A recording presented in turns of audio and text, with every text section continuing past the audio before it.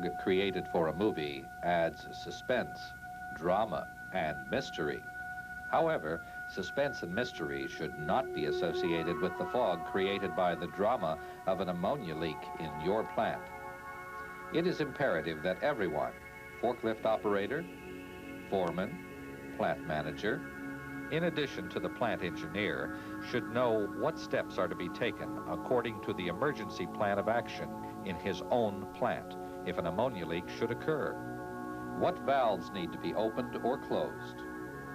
What equipment needs to be turned on or off so the problem can be immediately handled? Like the actors on stage, each individual plant worker has his role in the everyday script of plant operations.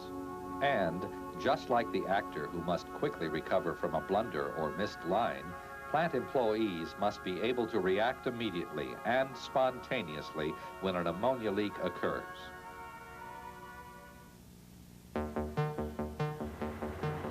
Today, just for a short while, you are no longer cold storage plant employees. You are actors on the stage who will be learning your roles. As actors, you must memorize your parts thoroughly and be ready to go on stage immediately with a flawless performance when called upon. What is your motivation to perform? In this case, it is protecting people from injury and preserving the products you are responsible for in your warehouse. There are those of you who may not feel you can get motivated. Keep this in mind. It is your own safety we're talking about.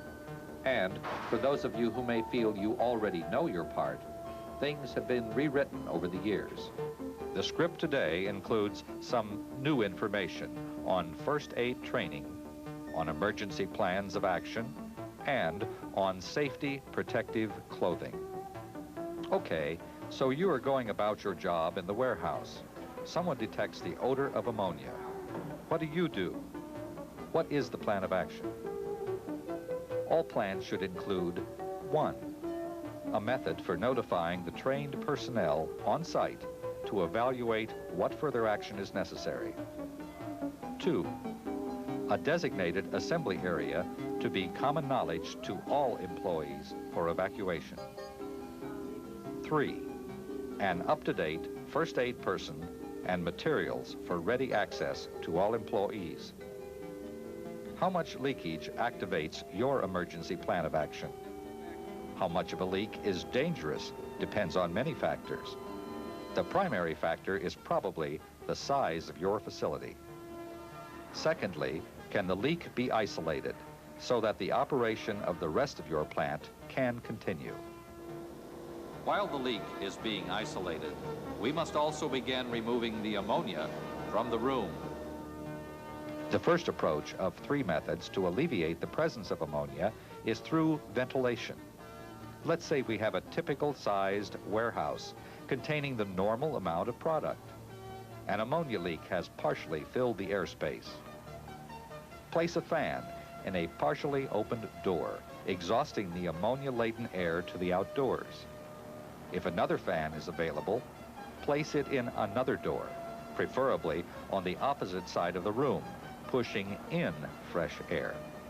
A properly sized fan should replace the air twice in 1 hour.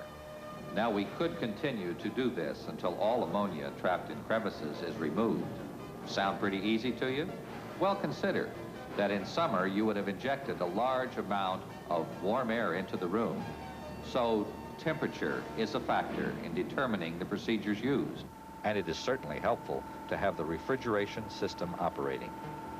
Plus, keep in mind, in addition to the temperature of the product, ammonia vapor is not as damaging to the product at lower temperatures as it is at higher temperatures. A control must be set as to how high this temperature can be allowed to go. As much as ventilation is a must in the case of ammonia vapors, you can see that it is not always the appropriate total solution. So the first axis is determining to what extent we can use ventilation.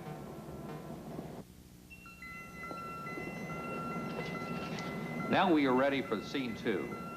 This we'll call the water scene. In this scene, we must recognize that 1 cubic foot of water can absorb 1,300 cubic feet of ammonia gas. We will now try an absorption method to solve our problem. The size of the leak will determine how much water will be necessary to absorb the ammonia. Again, we must take temperature into consideration. If the temperature permitted and the room was equipped with water defrost equipment, we could turn off the refrigeration and fans and allow the water to run at intermittent intervals. Always keep in mind that the introduction of too much water vapor into our room would only result in frost forming on the walls, ceiling, product, and coils. And you should note the reaction of water and ammonia results in the formation of a weak alkali ammonium hydroxide, similar to household ammonia. So much for scene 2. Let's go to the third scene. Curtain up, acid on, neutralize. In this situation, we're going to attempt to neutralize the ammonia using strong or weak acid. Some of you already familiar with this procedure may be considering sulfuric or muriatic acid. Both are strong and good reagents to neutralize the ammonia. But remember, they are dangerous to handle. This would cause extreme difficulty in applying them. Instead, let's consider carbonic acid reaction. Now again, carbonic acid is also awkward to use unless we make it as we use it. This is done by simply releasing carbon dioxide into the air, making sure there is enough moisture available. Okay, let's begin cleaning up. First, you must verify that the leak has been isolated or repaired and that refrigeration, if possible, is operating. Ventilation should continue and carbon dioxide should be introduced.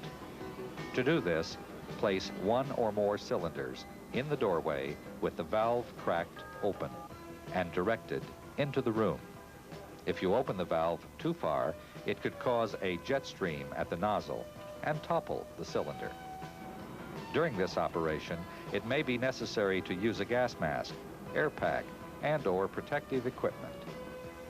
Additional cylinders can then be brought further into the room as required. Sulfur dioxide and ozone are alternate neutralizing agents that should not be considered under any condition. Okay, method actors, is there something that you notice? We're now using 2 of 3 methods, ventilation and neutralization. Remember, neutralization will not occur, however, unless there is sufficient moisture present. As long as the temperature of the room allows us, we will bring in warm, moist outside air for our reaction to be complete. When this is not possible, the alternative is using another means, such as a water hose with a fine spray, or even wet sacks. Dry ice is another form of CO2 that can be used. A temporary excess of carbon dioxide or lack of moisture present may cause some shortness of breath. This may also occur when the ammonia has been neutralized, but is not likely the case since ammonia has a habit of lingering in unventilated places. As the neutralization proceeds, the daily amount of carbon dioxide can be reduced until it is no longer needed. Keep in mind that the problem of some ammonia lingering in the area often lasts for several days. You have all been given your roles now, and we have developed the scenes. Next, you will need some props. You should be aware of where there is a supply of carbon dioxide. You should have an appropriately sized exhaust fan. You should know where the refrigeration controls are located. And you should know where water hoses are situated.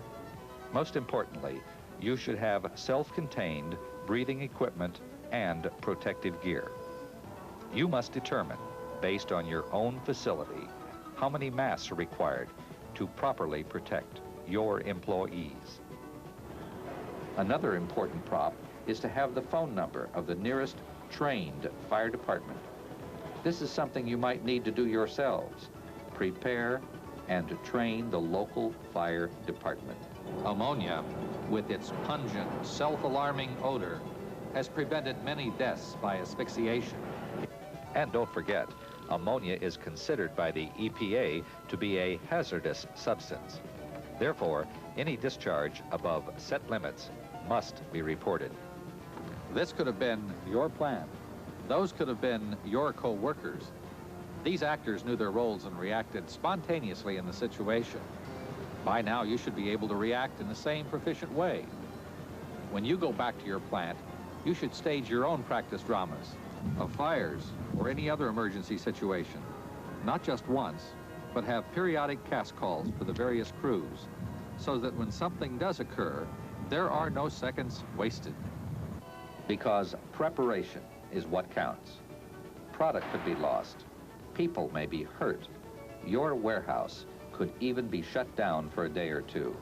This could mean temporary layoffs for those not involved or not injured.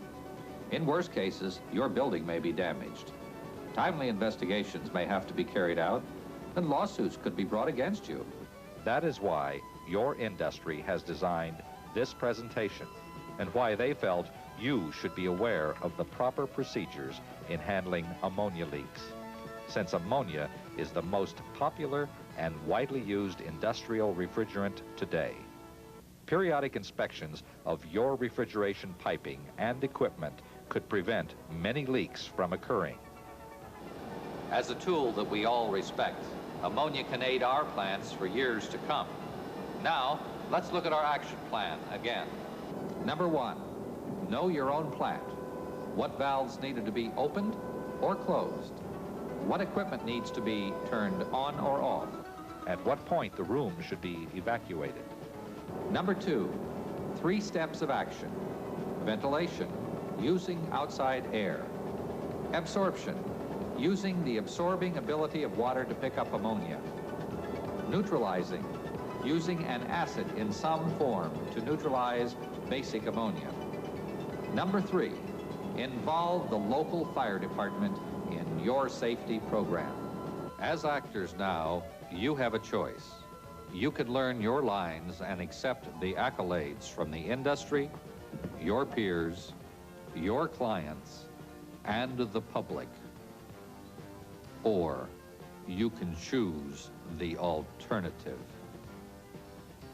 You should be able to perform your job now without suspense and mystery.